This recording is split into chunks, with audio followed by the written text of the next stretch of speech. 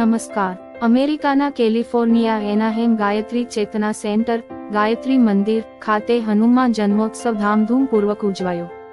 અમેરિકાના કેલિફોર્નિયા એનાહેમ ગાયત્રી ચેતના સેન્ટર ગાયત્રી મંદિર 23મી એપ્રિલ 2024 મંગળવારે હનુમાન જન્મોત્સવની ઉજવણી કરવામાં આવી હતી.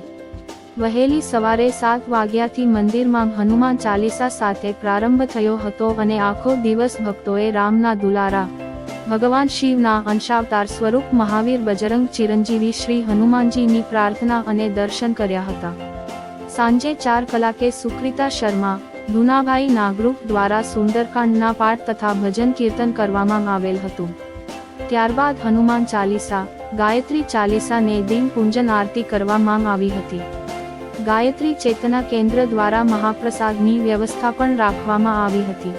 આ સમગ્ર કાર્યક્રમનું સુંદર આયોજન શ્રીમતી કુસુમબેન પંડ્યા, કુસુમ પટેલ, ભાવના પટેલ, અરુણા ભટ્ટ, ભાનુબેન પટેલ, મીનાબેન ભટ્ટ અને ભાનુભાઈ પંડ્યા દ્વારા કરવામાં આવ્યું હતું.